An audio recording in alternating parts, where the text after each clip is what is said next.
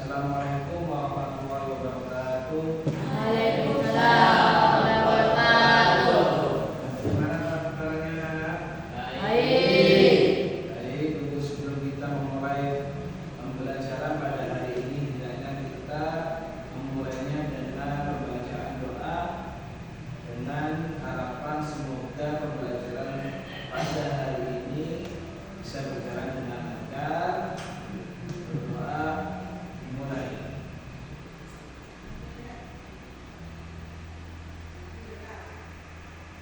Selesai? Baik, untuk sebelumnya saya mau ngecek dulu, mau mendata dulu kehadiran pada para siswa-siswa pada hari ini sebelum kita memulai pelajaran dan menginjak kepada materi selanjutnya.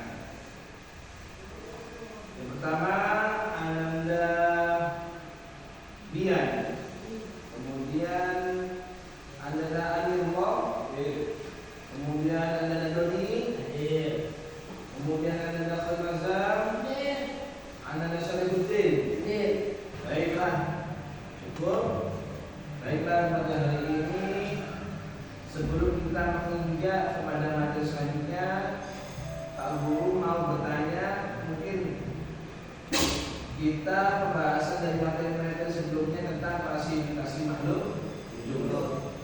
Yang mau Bapak saya tanyakan sebelum kita menjelaskan materi selanjutnya, mungkin ada pertanyaan, mengapa suatu makhluk hidup itu dikelompokkan dalam salah satu kingdom. Yang kemarin kita sudah terangkan beberapa kingdom, ya, dari kingdom pantai, kemudian kingdom yang lain dan sebagainya. Sekarang akan menginjak tentang pembahasan tentang kingdom animalia. Sebelum masuk ke pembahasan kingdom animalia, ada beberapa pertanyaan, yaitu kenapa makhluk hidup itu dikelompokkan dalam kingdom animalia. Mungkin ada yang tahu mengapa makhluk hidup itu dikelompokkan dalam kingdom animalia? Ada yang tahu? Ya, memang kita belum pelajari. Mungkin ada yang tahu, karena tidak ada yang tahu maka Pak Guru hari ini akan menjelaskan pengertian apa itu kingdom animalia. Tujuan pada hari ini kita mempelajari kingdom animalia agar kita mengetahui klasifikasi daripada makhluk hidup secara kingdom animalia yang kemarin kita bahas tentang kingdom lantai. Pada hari ini, pertemuan ini kita membahas tentang kingdom animalia. Baiklah, kalau didengarkan kingdom animalia yaitu suatu makhluk hidup yang termasuk ke dalam kerajaan hewan, mungkin paling mudah dikenali. Ya, kingdom animalia ini paling mudah kita kenali daripada kingdom-kingdom yang lain. Karena kenapa? Karena bergerak dengan jelas. Kok bisa identik dengan hewan? Bukan identik dengan hewan, animalia itu hewan. Setiap hewan, ya, tidak setiap hewan itu bergerak atau tidak? Semua hewan itu bergerak. Jadi salah satu klasifikasi kenapa paling mudah kita mengerti, paling mudah kita pahami kingdom animalia itu karena bergeraknya itu dengan jelas. Lain lagi dengan kemarin kita kingdom lantai, yaitu tumbuhan yang pergerakannya memang bergerak tapi tidak jelas. Tapi kalau hewan atau animalia itu sudah jelas. Namun ada juga hewan yang seumur hidupnya menempel, tidak berpindah tempat. Ada juga seperti itu. Dan tidak keseluruhan, ada juga suatu hewan itu hanya menempel, tidak berpindah-pindah tempat. Organisme yang digolongkan ke dalam kingdom animalia itu mempunyai karakteristik. Semua kingdom, baik lantai atau yang lainnya, kingdom animalia itu mempunyai karakteristik sendiri, yaitu salah satunya eukaryotik. Kemudian tidak memiliki dinding sel, kemudian multiseluler, kemudian heterotrof, dan secara umum dapat berpindah tempat dengan jelas. Ukuran hewan itu bervariasi, ada yang kecil, ada yang besar, ada yang gemuk, ada yang kurus. Dari ukuran itulah Microcopis sampai dengan yang berukuran sangat besar, kingdom animalia ataupun yang dikenal dengan kerajaan hewan, mendapatkan makanan dari organisme yang lain. Struktur tubuh dan bentuk hewan beraneka-ragam, ya, seperti halnya struktur orang hutan, ubur-ubur, spot dan yang lainnya. Struktur tubuh hewan yang paling sederhana adalah golongan Polifera yang menempel di dasar laut. Adapun struktur hewan yang kompleks terdapat golongan Chordata. Beberapa ahli terkadang menggolongkan hewan ke dalam dua kelompok besar. Ya, hewan dikelompokkan menjadi dua kelompok besar, yaitu Invertebrata dan Vertebrata. Invertebrata dan Vertebrata ini akan kita bahas nanti pada pertemuan yang ke-7 dan yang ke-8 akan membahas tentang Invertebrata dan Vertebrata. Invertebrata adalah golongan hewan yang tidak memiliki tulang belakang. Ya, Invertebrata adalah golongan hewan yang tidak memiliki tulang belakang. Contohnya cacing, ya, kerang, cumi, kemudian lita, itu tidak punya tulang belakang. Adapun vertebrata adalah golongan hewan yang memiliki ruas tulang belakang. Contohnya ikan, ya, katak, ular, burung, sapi, kucing, dan lain sebagainya. Paham sekalian?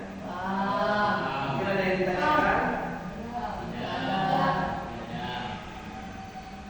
Baik, mungkin ada yang ditanyakan lagi. Kalau bosan masalah ada? Oh ya, silakan ada Asa. Apa yang mau ditanyakan? Hewan jangkrik, ya, hewan jangkrik. Jangkrik ini kalau kita bisa lihat secara kasat mata, apakah jangkrik itu punya tulang? Tidak punya, tidak punya. Hanya punya perut dan kepala. Kaki punya, tapi dia tidak punya tulang. Jadi termasuk apa? Hewan invertebrata. Itu salah satu hewan yang tidak mempunyai tulang belakang. Mungkin ada yang lagi? Oh, siap ambil kok. Bebek itu termasuk vertebrata Bebek, hewan bebek. Hewan bebek kalau kita sembelih, nanti kita bisa lihat ada tulang, ya, ada tulang dari kepalanya sampai ke ekor. Maka termasuk salah satu hewan vertebrata. Karena mempunyai apa? Mempunyai tulang belakang. Kemudian, ya, Anda Iqbal bertanya, ikan emas apakah termasuk daripada vertebrata? Kalau kita lihat ketika kita makan ikan, ada tulang apa ada di dalamnya? Ada. Berarti termasuk hewan vertebrata, yaitu hewan-hewan yang mempunyai tulang belakang. Paham? Baik, ini ada printout, ya. Ini ada daripada gambar-gambar contoh sebagian daripada gambar-gambar hewan vertebrata dan gambar-gambar hewan invertebrata, ya. Hanya sekilas ini, ya. Ini tentang animalia. Selain ini Gambar-gambar ini akan saya serahkan kepada masing-masing daripada Anda semua untuk Anda teliti dan Anda pahami gambar-gambar animalia yang berada di print out ini. Kemudian nanti akan saya berikan LKPD untuk apa? Karakteristik daripada animalia tersebut. Contohnya sapi, karakteristiknya apa? Ya, kemudian ini dan itu. Setelah ini Anda masing-masing mengerjakan dari LKPD daripada contoh gambar daripada mama animalia. Siap? Nah. Baik. Habis kita harus sambung bisa. Satu, dua, tiga.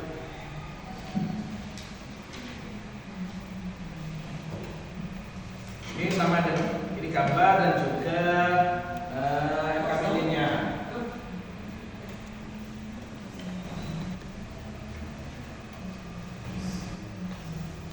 Ada sebagian setelah ini ya. Sudah kebagian semua. Baik. Anda perhatikan ya.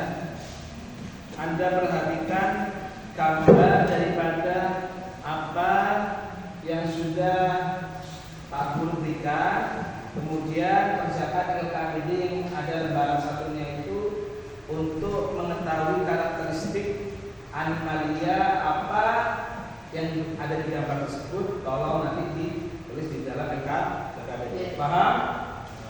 Silakan dikerjakan. Apabila sudah selesai? Sudah. Baik. Sekarang dikumpulkan semua. Sudah duduk biar Pak Guru yang ngambil LKPD-nya dengan contoh gambar tersebut. Tidak usah.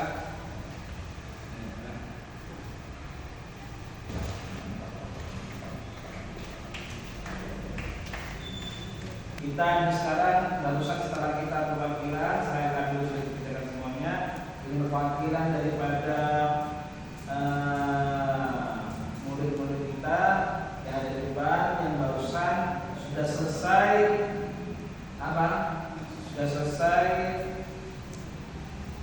mempresentasikan apa yang barusan dia tuliskan. Bahwasanya apa? Bahwasanya karakteristik ada beberapa karakteristik antara hewan satu itu tidak sama. Ada yang kecil, ada yang besar, ada yang berbulu, ada yang bersisik, ada yang bersisik. Maka itu semuanya beberapa karakteristik daripada apa? Animalia. Baik, sekian pertemuan pada hari ini. Ya. Mungkin ada yang di sini tidak ada apa-apa. Ada yang tidak bertanyakan? Siapa semuanya? Baik, semoga pertemuan pada hari ini kita diberikan pemahaman yang baik. Ya. Kita akan berbagi lebih spesifik. Pak Guru nanti akan menjelaskan beberapa pengetahuan tentang hewan dan data dan data karakteristiknya, ciri-cirinya yang supaya lebih spesifik lagi. Paham? Jadi untuk pertemuan hari ini kita cukupkan dengan pembacaan doa. Semoga kita mendapatkan ilmu yang bermanfaat dan barokah